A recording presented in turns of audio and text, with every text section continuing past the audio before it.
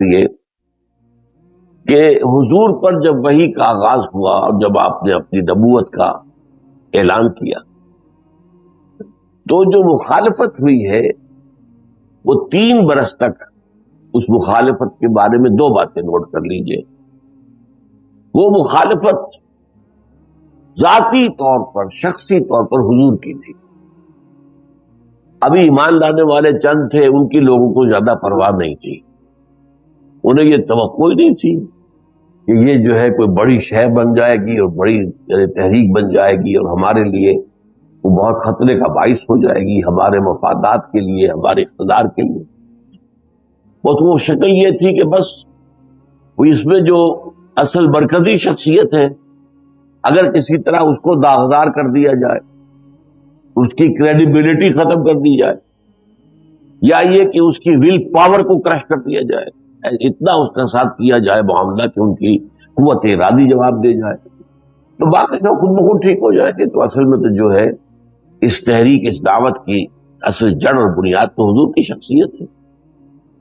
دوسری بات یہ کہ اس میں بھی ابتدائی 3 سالوں میں محسوس ہوتا ہے کہ کوئی فزیکل پرسیکیوشن نہیں ہوئی، کوئی مار دھاڑ، کوئی جو ہے اسالٹ، فزیکل اسالٹ وہ نہیں ہوئی. یہ 3 سال کی بات. 4تھے سال سے چونکہ اب اس بات ایسی پیدا ہو گئی کہ انہیں محسوس ہوا کہ یہ تو ہم اسے مشت غبار سمجھے تھے، یہ تو آندھی بن گئی ہے. اور اب خاص طور پر یہ کہ ہمارا نوجوان طبقہ کی طرف متوجہ ہو گیا ہے، ہمارے نوجوان ایماندار ہیں، ان کے ساتھ شامل ہو رہے ہیں. اس سے بھی زیادہ خطرناک بات یہ کہ ہمارے غلام شامل ہو رہے ہیں ان کے ساتھ. یہ تو یوں سمجھیے کہ کوئی جو ہے بارود کا ذخیرہ ہو، یہ اس میں چنگاری ڈالنے والی بات ہے. غلام جو ہے دبے ہوئے تھے، پسے ہوئے تھے، مقہور تھے، مظلوم تھے. تو ابھی تو خیر وہ چپ تھے، ایک روایت دنیا کی چلی آ رہی تھی، انہوں نے بھی اس کو قبول کیا ہوا تھا. لیکن اگر ان کے اندر یہ نئی دعوت آ گئی اور انہیں اپنے تشخص کا احساس ہو گیا تو پھر یہ کیا کریں گے؟ بارود پھٹے گا، دباغہ ہو جائے. لہذا اس کے بعد جو پرسیکیوشن شروع ہوئی ہے وہ فزیکل پرسیکیوشن، مار دھاڑ، بھوکے رکھنا، نوجوانوں کو خاص طور پر زنجیروں میں باندھ کر گھروں میں ڈال دینا، فاقے دینا، کھانے کو نہ دینا، مارنا، اور خاص طور پر مارنے کا عمل جو ہے وہ غلاموں کے ساتھ. ظاہر بات ہے کہ ان کو تو کوئی پروٹیکشن تھی نہیں. نوجوانوں کو بھی ہوا، مارا گیا، اس لیے کہ نوجوانوں پر بزرگوں کو حق ہوتا ہے. بزرگ جو ہے وہ جو کچھ چاہے کر لے، باپ جو چاہے کر لے، چچا جو چاہے کر لے. لیکن یہ کہ غلاموں کو معاملہ تو بہت ہی آگے تھا، ان کا تو سرے سے کوئی حق ہی نہیں تھا. جو ان کے آقا تھے وہ مالک تھے. اس معاشرے میں تو انہیں اختیار تھا، جب چاہے اپنے غلام کو ذبح کرتے، مار دیتے، کوئی ان سے پوچھنے والا نہیں تھا. جیسے آپ کی کوئی بکری ہے، آپ جب چاہیں ذبح کریں اور اس کا گوشت جو ہے پکا کے کھائیں، کوئی آپ سے پوچھے یہ کیا کیا تم نے؟ تو اسی طرح کا معاملہ غلاموں کا تھا، ملکیت تھے، جیسے بکری ملکیت ہے ویسے وہ بھی ملکیت ہے. تو یہ تدریجاً ہوا ہے معاملہ ایذا کا، اور جس کو پرسیکیوشن کہتے ہیں، ابتلا کہتے ہیں، ٹارچر کہتے ہیں، اس کا معاملہ. تو ابتدا میں جو ہے وہ صرف شخصی پرسیکیوشن حضور کی، وہ بھی زبانی کا. البتہ یہ ہے کہ پھر اس کے اندر کردار 3 رفتہ رفتہ نمایاں ہوئے. ان میں سے ایک کا یہاں پر قرآن میں ذکر کیا گیا. ان میں کچھ لوگ تھے جو بدترین لوگ، ہر خیر سے خالی، انسانیت سے بھی عاری، انسانی جوہر سے بھی محروم، نہ اخلاق، نہ جرت، نہ شجاعت. ان کا جو نمائندہ کردار ہے، کیونکہ یہ بدترین کردار ہے، اس کردار کا نمائندہ ہے ابو لہب، بدترین انسان. یہی وجہ ہے کہ قرآن مجید میں صرف وہی شخص ہے جس کا نام لے کر جو ہے وہ اس کی مذمت کی گئی ہے، زجر و توبیخ کی گئی ہے، اور یہ کہ اس پر پوری صورت نازل کی. تبت یدا ابی لہب وتب ما اغنی عنہ مالہ وما کسب سیصلی نارا ذات لہب وامرأتہ حمالۃ الحطب فی جیدہا حبل من مسد. ایک دوسرا کردار تھا جو مخالفت میں تو شدید تھا، لیکن دنات اور کمینگی اس میں نہیں تھی، شجاعت بھی تھی، سخاوت بھی تھی. یعنی جو ان کے معاشرے کے اندر جو اچھے اوصاف تھے جن کی بنا پر لوگوں کی تعریف کی جاتی تھی وہ ان میں موجود تھے. لیکن یہ کہ وہ ایمان نہیں لائے، مخالفت پہ شدید ہوئے. لیکن ان کی مخالفت بھی کھلم کھلا سامنے سے وار کرتا، پیچھے سے نہیں. ایک گھٹیا کردار ہوتا ہے جو پیچھے سے وار کرتا ہے، لیکن یہ لوگ جو تھے اس اعتبار سے ان کا کردار جو ہے بڑا مختلف. اس کی دو شخصیتیں تھیں نمایاں اس وقت. قرآن میں جس کا ذکر ہے وہ ہے ابو جہل. ابو جہل جو ہے وہ بہادر انسان تھا، اور وہ جو کچھ وہ اس کے دل میں ہوتا تھا سامنے کہتا تھا، اور وہ مقابلہ کرتا تھا. سخی بھی تھا، یعنی یہ اوصاف ساتھ میں موجود تھے. لیکن یہ کہ وہ سخت ترین مخالف تھا نبی اکرم صلی اللہ علیہ وسلم کا. اور خاص طور پر یہ کہ اس میں عصبیت جاہلیت بہت تھی. وہ یہ سمجھتا تھا کہ محمد نے آ کر ہمارے اندر تقسیم پیدا کر دی، ہمارا اتحاد ختم کر دیا.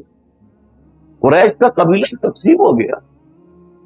بیٹا ایمان لے آیا، باپ کافر ہے، ہوئے تبدیلی، ہوئے تفریق. شوہر ایمان لے آیا، بیوی کافر ہے، بیوی ایمان لے آئی، شوہر کافر ہے. تو گویا گھر گھر ایک جو ہے جنگ چھیڑ دی. جب ایک قبیلہ آپس کے اندر اس شکل میں مبتلا ہو جائے گا تو دشمنوں سے لڑنے کی طاقت کہاں رہے گی؟ یہ تو آپ کو معلوم ہے قبائلی وہ معاشرہ تھا، اور قبائلی معاشرے میں تو ہر وقت جو ہے مسابقت اور مقابلہ رہتا تھا. اب اس میں یہ کہ جس کو آپ انگریزی میں کہتے ہیں a house divided amongst itself, ایک گھر جو خود اندر سے منقسم ہو، اب وہ کس کھڑا ہوگا، کیا ریزسٹنس کر سکے گا؟ تو اس کو سب سے زیادہ یہ بات کہ محمد نے آ کے ہمیں پھاڑ دیا، تقسیم کر دیا. ہمارے گھر گھر میں جو ہے انہوں نے لڑائی اور اختلاف پیدا کر دیا ہے. تو یہ حمیت جاہلی، ہمارا جو قبیلہ قریش، اس کا جو زور اور اس کا جو روب اور اس کا جو بھی ایک حیثیت ہے عرب کے اندر، وہ ختم ہو رہی. لیکن یہ کہ یہ کھلم کھلا، اور جیسا کہ میں نے عرض کیا باقی دوسرے اوصاف جو ہیں جو وہاں پر بڑے سمجھے جاتے تھے کہ اچھے ہیں، جن کے بنا پر کسی شخص کی عزت کی جاتی تھی، وہ کہ جو بہادر ہو، حملہ کرے تو سامنے سے کرے، اور وہ یہ کہ وہ اپنے دین میں سچا ہو، اس کے لیے قربانی دینے کے بھی تیار ہو. اس کا کردار ہے ابو جہل کا. یہ ان آیات میں جو میں نے آج پڑھی ہے، جو تیسرا حصہ ہے سورہ علق کا، میں ابو جہل کا کردار ہے. ایک کردار اور تھا وہاں، اور اس کو چونکہ بہت نمایاں کیا گیا ہے. وہ لوگ تھے کہ جو دل سے سمجھ چکے تھے کہ محمد کی دعوت صحیح ہے، یہ حق، لیکن اپنے مفادات کی وجہ سے، اپنی چودراہٹ کی وجہ سے، اپنے اس معاشرے کے اندر حیثیت کی وجہ سے، اور وہ اپنی دوستیوں اور رشتہ داریوں کی وجہ سے، وہ اپنے معاشرے کو چھوڑ کر حضور کے ساتھ آنے کو تیار نہیں.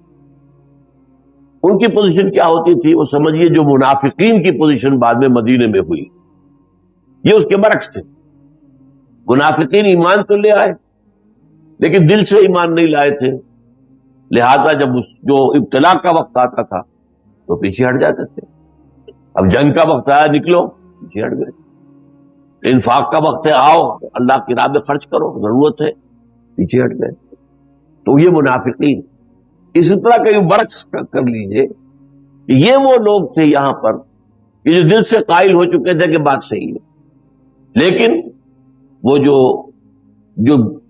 جو بیڑیاں پاؤں میں پڑی ہوئی تھی اپنے معاشرے کی وجہ سے، اپنے قبیلے کی وجہ سے، اپنی دوستیوں کی وجہ سے، اپنے تعلقات کی وجہ سے، یا اپنی سیادت اور قیادت کی وجہ سے، وہ جو ہے اس کی بنا پر ان کا مقصد کیا تھا؟ بھائی کوئی ایسی بات ہو جائے کہ کوئی لے دے کر معاملہ کر لیا جائے، کچھ بات محمد کی مان لیں، کچھ محمد ہماری مان لیں، تاکہ مصالحت. یہ لڑائی جھگڑا اور یہ دنگا فساد، جیسا کہ میں نے کہا، ہمارے لیے ایک طرح سے زہر ہے، ہمارے لیے تو خودکشی بن جائے گا. تو کوئی بیچ بیچ کی راہ نکال لے، کچھ محمد ہم سے منوا لے، کچھ ہماری بات مان لے. یہ تو خیر ہو نہیں سکتا کہ 100% محمد کی بات ہم مان لیں صلی اللہ علیہ وسلم. لیکن یہ بھی بات ہے کہ ہماری ساری بات محمد ماننے والے نہیں ہے صلی اللہ علیہ وسلم. تو اب یہی ہے کہ کوئی لے دے کر معاملہ بیچ کا ہو جائے. اس کا کردار تھا اصل میں ولید بن مغیرہ کا. ولید بن مغیرہ جو ہے اس کا پھر بعد میں ذکر آئے گا، جو اگلی سورت جو سورہ نون یا سورہ قلم کہنا، اس میں جو کردار ہے وہ ولید بن مغیرہ کا. اچھا، یہاں جو کردار میں نے کہا کہ درمیان میں کا جو ہے کردار، جو بہادر ہو، شجاع ہو، کھل کر بات کرے، سامنے سے مقابلہ کرے، سامنے، اور اپنے جو بھی ان کے نزدیک ان کا دین تھا اور ان کے عقائد تھا اس کے لیے جان دینے کو بھی تیار ہو. یہ نہیں کہ وقت آئے تو بزدل ہو پیچھے ہٹ جائے، جیسے کہ ابو لہب کا معاملہ بزدل تھا، وہ غزوہ بدر میں نہیں جا سکتا. اس نے اپنی جگہ پر 2 کرائے کے آدمی بھیج دیے، مرسنریز، انہیں پیسے دیے، بھائی میری جگہ تم چلے جاؤ. اس کے اندر یہ ہمت نہیں تھی کہ وہ جا کر میدان جنگ میں موجود ہو.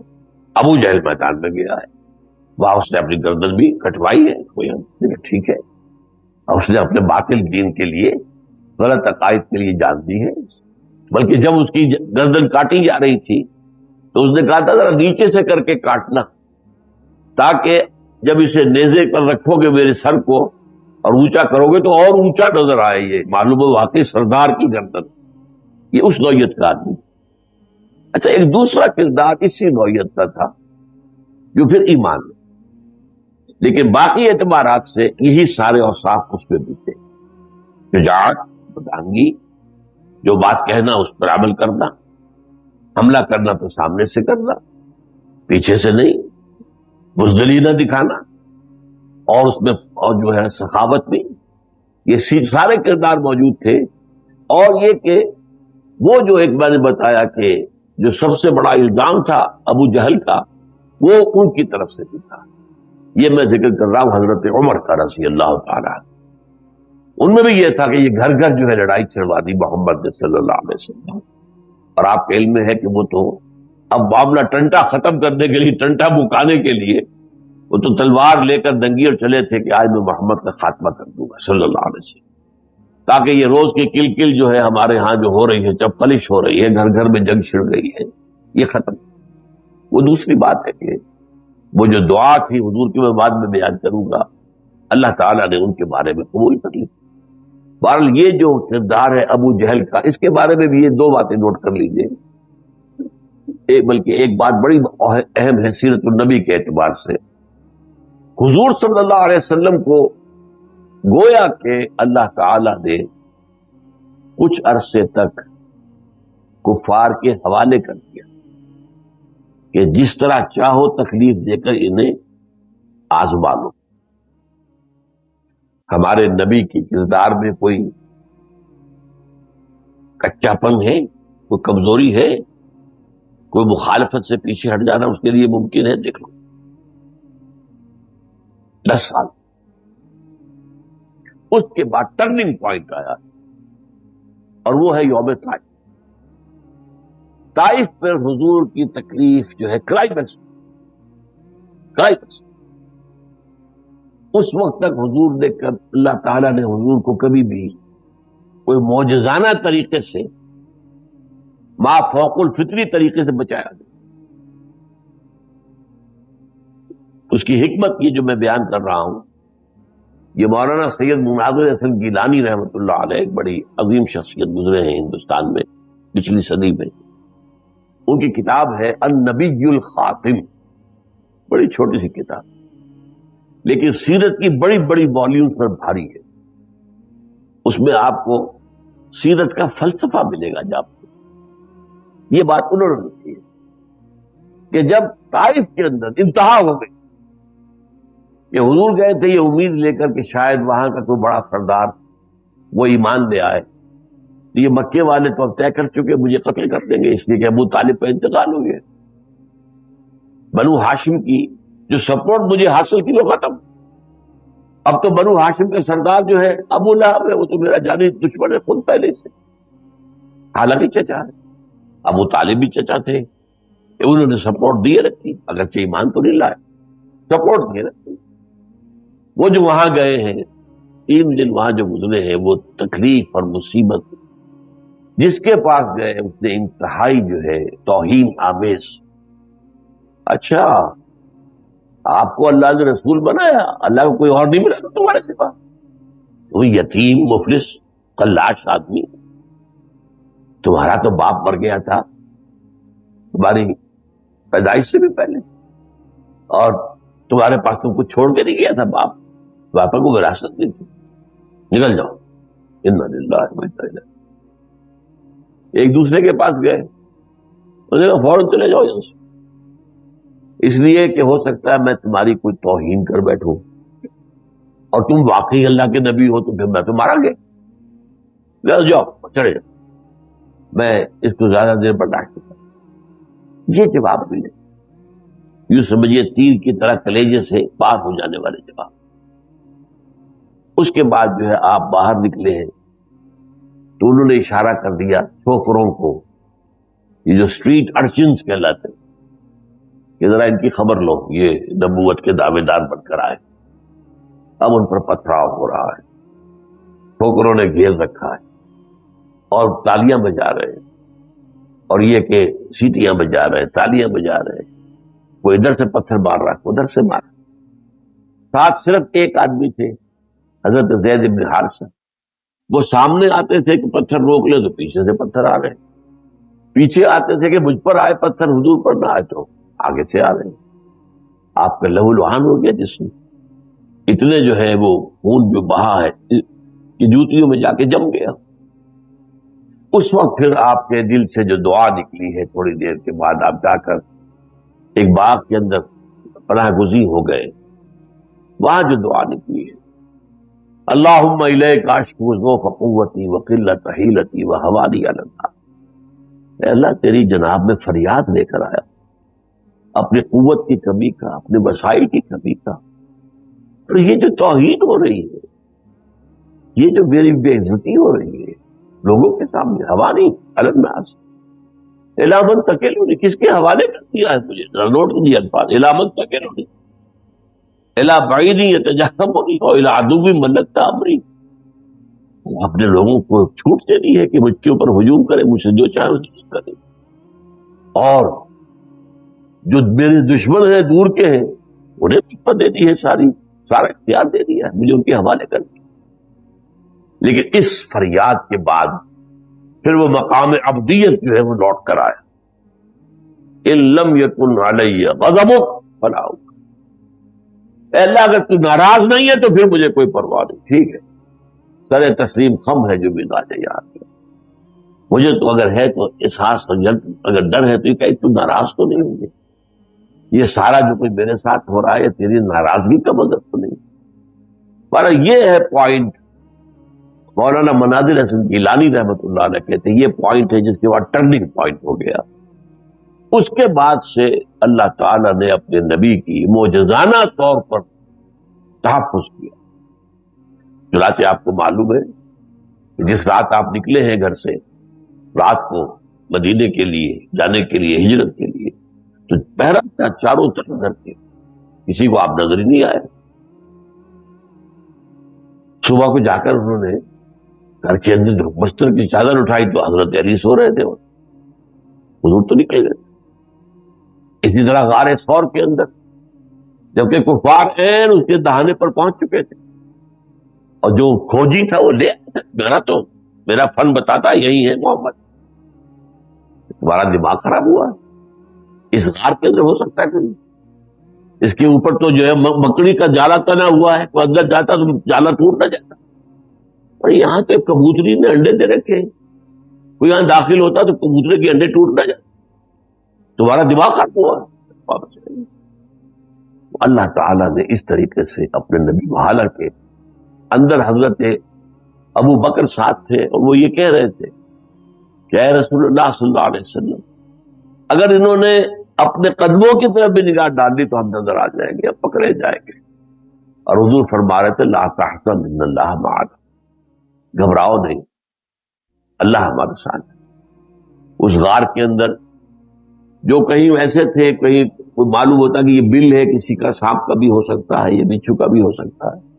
تو ایک بل کے اوپر حضرت ابو بکر نے اپنی ایڑی لگا دی تھی تاکہ یہاں سے کوئی جانور نکلے تو مجھے کاٹے. وہاں کاٹا ہے, شدید درد ہوا ہے, اور اس سے آنسو نکل کے حضور پر, حضور جو ہے حضرت ابوبکر کی ران کے اوپر سر رکھ کر آرام کر رہے, تو چہرے پر آپ کو حضور کے چہرے پہ آنسو گرے, لیکن سب کیا رکھا ہے, وہاں سے ایڑی نہیں ہٹائی حضرت ابوبکر رضی اللہ تعالیٰ. تو بہرحال میں نے بتایا آپ کو کہ یہ ٹرننگ پوائنٹ ہے. معلوم ایسا ہوتا ہے کہ دو مواقع پر اس ٹرننگ پوائنٹ سے پہلے, یعنی سن 10 نبوی, ابھی ہجری تو شروع ہی نہیں ہوا, ہجری تو شروع ہوگا ابھی اور 3 سال بعد, اس سے 2 مرتبہ پہلے ابو جہل نے اسالٹ کیا ہے حضور پر. وہ مار دھاڑ نہیں کی, لیکن یہ کیا ہے کہ حضور خانہ کعبہ کے سامنے کھڑے نماز پڑھ رہے, آیا اس نے اپنی جو چادر تھی اس کو بٹ دے کر رسی کی شکل دی اور گلے کے اندر پھندا ڈالا اور اس کو کھینچا دونوں سروں کو, کہ حضور کی آنکھیں ابل پڑی. خبر ہوئی, حضرت فاطمہ بھاگی ہوئی دوڑی ہوئی آئی, چھوٹی بچی, میرے والد کے ساتھ کیا ہو رہا. بہرحال اس سے آگے معاملہ نہیں, یہ ضرور کیا. ایک اور مرتبہ یہ کیا کہ حضور نماز پڑھ رہے تھے خانہ کعبہ کے سامنے, جب سجدے میں گئے ہیں تو اس نے کہا اپنے ایک حواریین سے, اس کی جو ہے مجلس بڑی جمی ہوئی ہوتی تھی ہمیشہ, اور اسی پر وہ فخر کرتا تھا کہ میری بیٹھک, یا آپ کو معلوم ہے کہ پٹھانوں میں حجرہ کہلاتا ہے, جو جتنا بڑا آدمی ہوتا ہے زمیندار اتنا بڑا حجرہ ہوتا ہے, اتنے ہی وہاں لوگ آئے ہوئے ہوتے ہیں. اسی طریقے سے کوئی لفظ جو ہے وہ سندھیوں کے اندر بھی ہے, وہاں بھی ان کا ایک ایسی جگہ ہوتی ہے بڑے لوگوں کا, اوتاق, وہ اوتاق کہتے ہیں. تو وہاں پر جو ہے لوگ آ کر بیٹھتے ہیں, وہاں پہ کوئی قہوہ وغیرہ چائے یہ چلتا رہتا ہے. تو بڑے سردار کی نشانی یہ کہ جس کی سب سے زیادہ بھری محفل بیٹھ, اتنا ہی بڑا وہ سردار. تو اس کی محفل جو تھی, اس نے ایک کو کہا کہ دیکھنا جانا, وہ فلاں جگہ پر ایک اونٹ ذبح ہوا تھا, اس کی اوجڑی اٹھا کے لاؤ. اور اب جب یہ محمد سجدے میں جائے وہ اوجڑی ان کی گردن پہ رکھتے. وہ گیا, جا کر لایا اوجڑی, بھری ہوئی اوجڑی اونٹ کی, اور لا کر جب حضور سجدے میں گئے آپ گردن پر رکھ دی, گردن اور شانے. اب اس کا وزن اتنا تھا کہ حضور گردن نہیں اٹھا پا رہے. پھر روایت میں یہ آتا کہ حضرت فاطمہ کو اطلاع کہیں ہو گئی, وہ آئی ہے, انہوں نے روتے ہوئے انہوں نے وہ اوجڑی جو ہے وہ ہٹائی ہے بس. تو یہاں پر یہ کہ میں دیکھ رہا ہوں کہ کوئی رکاوٹ اللہ کی طرف سے نہیں ہے. لیکن تیسری مرتبہ کا واقعہ وہ ہے جو یہاں بیان, اس میں یہ ہے کہ ابو جہل نے دیکھا کہ حضور نماز پڑھ رہے ہیں, اور وہ بڑی مردانگی سے اٹھا اپنی محفل میں سے, میں آج تو اس کا خاتمہ ہی کرتا ہوں, معاملہ ختم کر دوں. اکڑتا ہوا گیا, اور اس کے بعد اچانک پیچھے ہٹا ڈر کر. لوگوں نے کہا کیا ہوا؟ اس نے کہا کہ میں نے دیکھا میرے اور محمد کے درمیان ایک کھائی ہے, اور اس کے اندر آگ ہے, اور اس میں کوئی ایسے ہیں مخلوق, پروں والی مخلوق ہے, اور وہ مجھ پر جھپٹ پڑنے کو تیار ہے. میں بھاگ گیا. یہ واقعہ ہے جس کا ذکر کیا. میں سمجھتا ہوں یہ تیسرا واقعہ اس دور کا ہے جبکہ حضور کو اللہ تعالی کی طرف سے خصوصی پروٹیکشن حاصل ہوئی. یہ البتہ یہاں ان آیات میں سمجھنے کی بات جو ہے وہ یہ ہے کہ جو انداز ہے جو اللہ تعالیٰ نے اختیار کیا ہے, میں نے اسی لیے آپ کو وہ سورہ لہب جو ہے پڑھ کر سنائی کہ وہاں تو مذمت کی انتہا ہے نا. یہاں پر معاملہ ذرا بیچ کا ہے, وہ میں بھی بات میں واضح کروں گا. ارأیت الذی ینہا, کیا تم نے دیکھا اس شخص کو جو روک رہا ہے؟ کس کو روک رہا ہے؟ عبدن, ہمارے ایک بندے کو, صلی اللہ علیہ وسلم. یہ نوٹ کیجئے, کئی دفعہ میں نے کہا ہے قرآن مجید میں ویسے تو حضور کی 2 نسبتیں ہیں, آپ عبد ہیں, آپ رسول ہیں, اور آپ کو معلوم ہے جو ہمارا کلمہ شہادت اس میں عبدیت مقدم ہے, وَنَشْهَدُ أَنَّ مُحَمَّدًا عَبْدُهُ وَرَسُولُهُ. اچھا, عام طور پر خیال کیا ہے رسالت عبدیت سے اونچی ہے, لیکن قرآن مجید میں جہاں حضور پر خصوصی شفقت کا ذکر آتا ہے اللہ وہاں عبد, سبحان الذی اسری بعبدہ لیلا من المسجد الحرام الى المسجد الاقصى، بڑی بابرکت ہے وہ ذات جو اپنے بندے کو لے گئی راتوں رات مسجد حرام سے مسجد اقصی۔ الحمدللہ الذی انزل علی عبدہ الکتاب ولم یجعل له عوجا، کل تعریف اس اللہ کے لیے ہے جس نے اپنے بندے پر کتاب لکھی اور اس میں کوئی کجی نہیں رکھی۔ تبارک الذی نزل الفرقان علی عبدہ لیکون للعالمین نذیرا، بڑی بابرکت ہے وہ ذات جس نے اپنے بندے پر فرقان نازل کیا تاکہ تمام جہان والوں کو خبردار کرنے والے بنے۔ تو یہاں وہ لفظ اب ارایت الذی ینہا خدن اذا صلی، روک رہا ہے ایک ہمارے بندے کو صلی اللہ علیہ وسلم جو کہ وہ نماز پڑھ رہا ہے۔ ارایت ان کان علی الہدی، کیا تم نے دیکھا سوچا اگر وہ بندہ یا اگر وہ شخص ہدایت پر ہوتا، او امر بالتقوی، یا نیکی کا حکم دینے والا ہوتا، نیکی کا حکم دیتا۔ عام طور پر یہ سمجھا گیا ہے کہ یہاں پر ضمیر جو ہے وہ حضور کی طرف، کیا اس نے سوچا نہیں؟ اور شاید یعنی اس کو سمجھنے میں غلطی ہو رہی ہو، شاید واقعتاً محمد حق پر ہو، میں غلط سمجھ رہا ہوں، لیکن ہو سکتا ہے کہ یہ حق پر ہو میں غلط۔ اور یہ کہ اگر وہ ابو جہل یہاں پہ کوئی اگر وہ ہوتا حق کی دعوت دینے والا تو کیسا ہوتا، کتنا اچھا ہوتا، کتنا اونچا کردار۔ لیکن یہاں پر وہ سمجھا گیا حضور کے بارے میں سمجھیں گے تو کیا اسے یہ گمان نہیں ہے کہ حضور ہو سکتا ہے حق پر حضور ہو، اور وہ تو نیکی اور تقوی کا حکم دے رہے اگر حضور سے متعلق سمجھا جائے۔ میرے نزدیک یہ ابو جہل سے متعلق ہے۔ یہ شخص جو اس میں اچھے اوصاف بھی ہے، یہ سخی بھی ہے، یہ شجاع بھی ہے، اگر یہ ہدایت پر ہوتا اور نیکی اور تقوی کا حکم دے رہا ہوتا تو کیا کتنا اونچا مقام ہوتا۔ اب یہاں ذرا نوٹ کر لیجئے، میں نے اسی لیے ابتدا میں تمہیدی میں بتا دیا آپ کو کہ یہ شخصیت اور حضرت عمر کی شخصیت تقریباً پیرلل ہے۔ اب اس کا جو ہے لوگ مجھ سے ثبوت مانگیں گے، ظاہر بات ہے اتنی بڑی بات میں کہہ رہا ہوں، لوگ سوچ بھی نہیں سکتے کہ حضرت عمر اور ابو جہل برابر کی شخصیت ہو سکتی، ناممکن۔ اس لیے ہمارے سامنے تو عمر وہ ہے جو ایمان لا چکے، ایمان لانے سے پہلے عمر کیا تھے؟ ان کا نقشہ بالکل وہی تھا جو ابو جہل کا تھا، سخی بھی، شجاع بھی، لیکن سخت جو ہے اجڑ بھی، لڑاکا بھی، یہ چلتے ہوئے آدمی کو کندھا مارنا، یہ جو ہوتا ہے آپ کو معلوم ہے، یہ جو ایک ہوتا ہے اپنے فنڈ، اپنی طاقت کا، اپنی قوت کا، یہ سارے اوصاف ان میں تھے۔ اور ابو جہل اور یہ دونوں ہم وزن شخصیتیں تھیں۔ ثبوت حضور نے دونوں کو پیش کیا ہے ایک دعا میں رات کے وقت، اے اللہ عمر ابن ہشام یا عمر ابن الخطاب میں سے ایک کو تو میری جھولی میں ڈال۔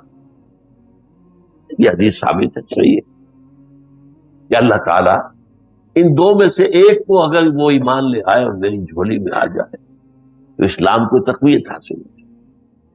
اب یہ دعا اللہ نے ابو عمر کے حق میں قبول کر لی، ابو جہل رہ گئے، یہ اللہ کی بات ہے۔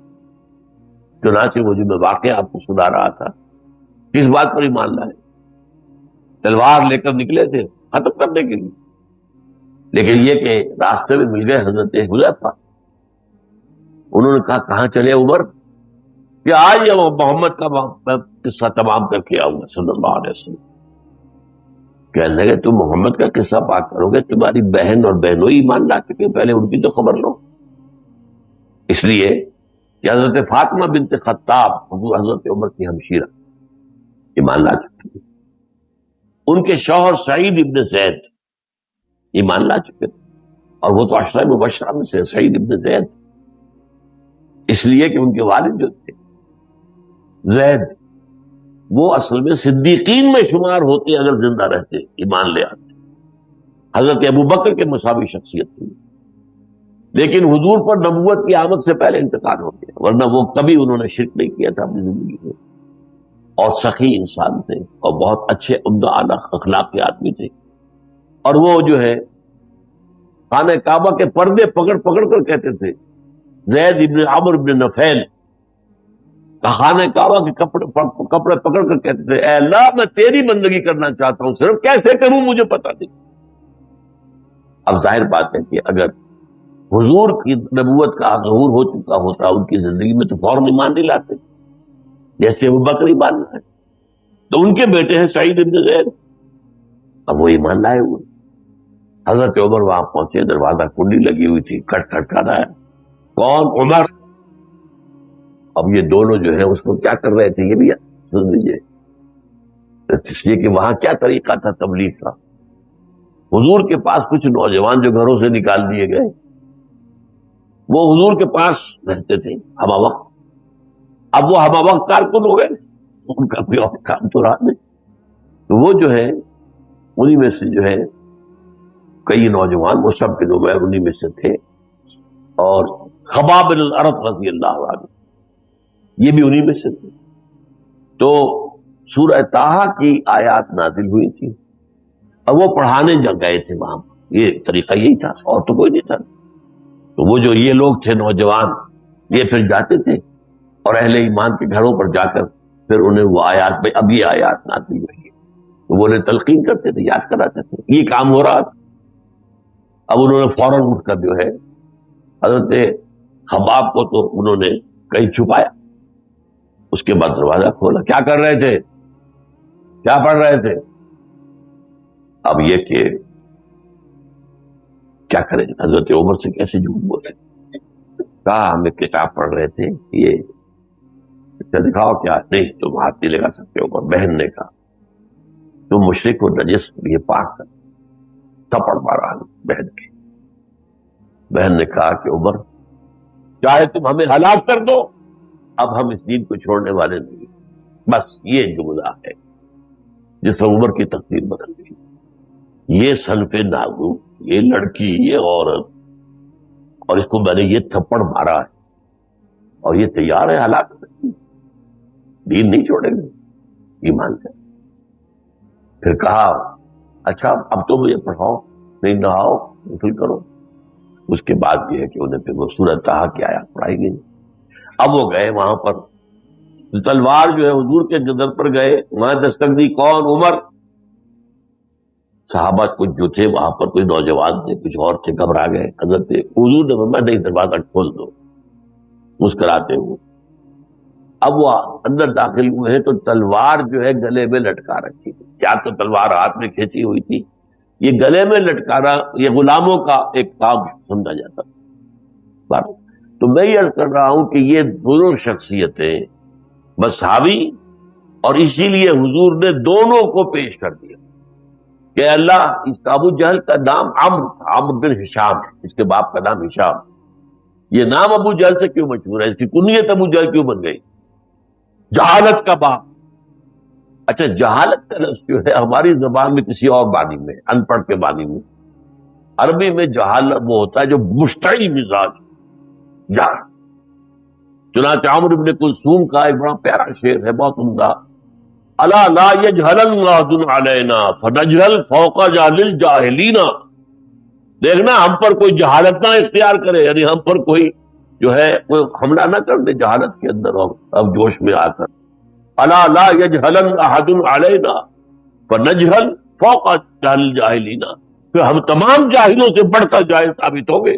یہ گویا کہ ان کا رجیہ کلام تھا، تو جو بھی ایک بہادری اور شجاعت کے لیے وہ لفظ جہل استعمال کرتے تھے، غصے میں آ کر جو فوری طور پر جو ہے آمادہ پیکار ہو جائے، تو ابو جہل اس کا نام تھا۔ تو اس حوالے سے لیکن یہ کہ اللہ تعالیٰ نے، حضور نے دونوں کو پیش کیا، ہشام، عمرو بن ہشام یا عمر ابن خطاب، یہ لفظ عمر ہے، یہ عمر ہے، ان دونوں میں فرق ہے۔ عام طور پر ہمارے لوگ جو ہیں حضرت عمرو ابن العاص کو بھی عمرو پڑھتے ہیں، عین چونکہ لگا ہوا ہے، عمرو واو ہے آگے نہیں ہے، لیکن یہ کہ یہ عمر ہے، عمر کا لکھنے کا طریقہ وہ ہے، پڑھنے کا طریقہ جو عمر۔ حضرت عبداللہ ابن عمرو ابن العاص رضی اللہ تعالی عنہما، اور عمرو ابن العاص بہت بڑے سردار تھے اور بڑے فاتح تھے مصر کے، اور پھر گورنر رہے۔ تو یہاں کہا جا رہا ہے تھا کیا تم نے سوچا اگر یہی شخص ابو جہل اگر ہدایت پر ہوتا تو کیا ہوتا؟ عمر بنتا، فاروق بنتا، اور ہمارا بھی تقوی، اور یہ یا کہ تقوی کا، نیکی کا، بھلائی کا حکم دیتا، جیسے ہمارا بندہ رسول دے رہا ہے، جیسے ہر جو بھی شخص ایمان لاتا تھا وہ اس کام میں لگ جاتا تھا، جو بھی ایمان لایا وہ داعی بن گیا، وہ مبلغ بن گیا۔ ارائیت ان کذب وتولی، کیا تم نے دیکھا اگر یہ جھٹلا رہا ہے، نفی کر رہا ہے، محمد کو جھوٹ کہہ رہا ہے، وتولی، اور پھر بول رہا ہے الم یعلم بان اللہ یرا، کیا وہ جانتا نہیں ہے کہ اللہ دیکھ رہا ہے؟ اللہ کو تو مانتے تھے نا، اللہ کے تو منکر نہیں تھے۔ وہ تو دوسری بات یہ ہے کہ انہوں نے اللہ کے ساتھ چھوٹے چھوٹے الہ ملا دیے، چھوٹے چھوٹے خدا، بڑا خدا تو ایک ہی تھا، اللہ اللہ، اس کے ساتھ تو کوئی نہیں تھا۔ قرآن میں آتا ہے بار بار وَلَئِن سَأَلْتَهُم مَّنْ خَلَقَ السَّمَاوَاتِ وَالْأَرْضَ لَيَقُولُنَّ اللَّهُ، اگر ہے نبی آپ ان سے پوچھیں گے مشرکوں سے کس نے پیدا کیا آسمان اور زمین، تو یہ کہیں گے اللہ نے کیا، اس میں کوئی شک نہیں۔ ہاں اللہ کے کوئی نائب ہیں یا کچھ منہ چڑھے جیسے مصاحب ہوتے ہیں، کسی بڑے بادشاہ کے جو ہے کوئی مصاحبین ہیں، تو مصاحب کی بات تو نہیں ٹال سکتا نا بادشاہ، اپنا اپنا مصاحب ہے، یا پھر کوئی اس کے جو ہے نائبین ہیں، تو نائبین کی بات بھی ماننی پڑتی ہے۔ تو یہ ہے اصل شرک جو دنیا میں رہا۔ دنیا میں کبھی بھی یہ نہیں ہوا کہ اللہ کا سرے سے انکار کیا گیا، اللہ کو مان کر عالم۔ اسی طرح ہندوؤں کے ہاں کیا ہے، مہادیو وہ ایک ہی ہے، دیوی دیوتا یہ بہت بے شمار ہے، ان کی گنتی نہیں ہو سکتی۔ انگریزی میں کیا ہے، بڑے جی سے لکھا جائے گا گاڈ، وہ ایک ہی ہے، وہ omnipresent, omniscient, omnipotent, علی کل شیء قدیر، بکل شیء علیم، معکم اینما کنتم، ہر جگہ موجود ہے، وہ ایک ہی ہے، وہ دو نہیں ہے۔ لیکن چھوٹے جی سے لکھے جاتے گاڈز اینڈ گاڈیسز، یہ دیویاں اور دیوتا ہیں، ان جیسے ہندوؤں کے دیوی اور دیوتا ہیں۔ تو وہاں پر بھی یہ تھا کہ اللہ کو تو مانتے تھے۔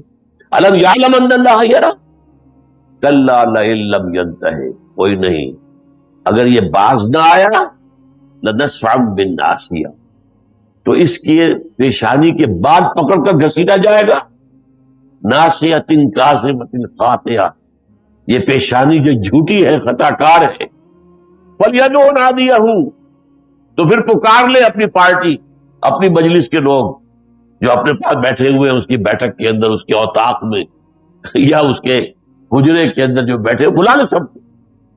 سندع الزبانیہ، ہم جہنم کے فرشتوں کو بلا لیں۔ یہ جہنم کے فرشتے تھے جو کھائی میں اسے، پروں کی مخلوق، پروں والی، اور وہ آگ اس کی کھائی کے اندر تھے، اور جب میں بڑھا ہوں تو مجھ پر وہ ٹوٹ پڑنے کو تیار تھے، تو میں پیچھے ہٹ گیا۔ یہ واقعہ جو ہے یہ سیرت کے اندر موجود ہے، اور وہی در حقیقت ان آیات کی صحیح تعبیر ہے، صحیح تعبیر اور صحیح تفسیر ہے۔ کلا لا تطع، کچھ نہیں اے نبی، آپ اس کی بات نہ مانیے، آپ اس کی بات نہ سنیے، واسجد واقترب، اور سجدہ کیے جائیے اور قریب ہو جائیے اور قریب ہو جائیے۔ یہ ہے وہ آیت سجدہ جو میں نے سجدہ آپ سے کرا دیا، لیکن اب یہ ہے کہ آپ کو دوبارہ کرنے کی ضرورت نہیں ہے، وہ حق ادا ہو چکا ہے، اس لیے کہ اسی پر ہے وہ حدیث جو ہے حضور کی، کہ بندہ قریب ترین جو ہوتا ہے اپنے رب سے وہ حالت سجدہ میں ہوتا ہے۔ اقرب ما یکون العبد الی اللہ فی السجود، کیوں کہ یہ صدر حقیقت انسان کی عزت کا مقام اور نشانی ہے، یہیں سے پکڑ کر گھسیٹنا جو ہے ذلت کی بات ہے، پیشانی کے بال پکڑ کر گھسیٹیں، نسفعا بالناصیہ ناصیۃ کاذبۃ خاطئہ، فلیدع نادیہ، اسے بڑا ناز ہے، میری چوپال میں اور میری اوطاق میں اور میرے حجرے میں بہت لوگ ہوتے ہیں بیٹھے، میں انہیں چائے پلاتا ہوں، میں انہیں یہ کرتا ہوں، میں انہیں کھانا کھلاتا ہوں، تو بلا لے اپنی پارٹی کو اور اپنی مجلس کے لوگوں کو۔ سندع الزبانیہ، ہم جہنم کے فرشتوں کو بلا لیں گے۔ کلا لا تطعہ واسجد واقترب، اے نبی آپ اس کی طرف دھیان نہ دیجیے، پرواہ نہ کیجیے، اس لیے کہ حضور کو اب جیسا کہ میں نے کہا آپ کو سن 10 کے بعد جو ہے پروٹیکشن تھی، اب کوئی آپ کا بال بیکا نہیں کر سکتا تھا، اور وہ آپ کی اس وقت بھی ہوئی ہے جبکہ آپ نے نکلے ہیں رات کو، اور پھر یہ کہ غار ثور میں بھی ہوئی ہے۔ تو یہ ہے کردار ایک حضور کے مخالفین میں سے، برسبیل تذکرہ ابو لہب کا بھی آ گیا، وہ ہر اعتبار سے نہایت گھٹیا انسان، اس کے اوپر یہ الزام بھی تھا اگرچہ اس کے پاس ایک عہدہ تھا، یہ جو چھوٹی سی حکومت تھی مکے کی، یہ سٹی اسٹیٹ تھی، ایک ان کا دارالندوہ تھا، پارلیمنٹ تھی، ایک خزانہ تھا ان کا جو کعبے کا خزانہ کہلاتا تھا۔ اب کعبے پر جو چڑھاتے تھے لا کر، جیسے بڑے بڑے مندروں پر، سومناتھ کے مندر کے تہخانوں میں کتنی دولت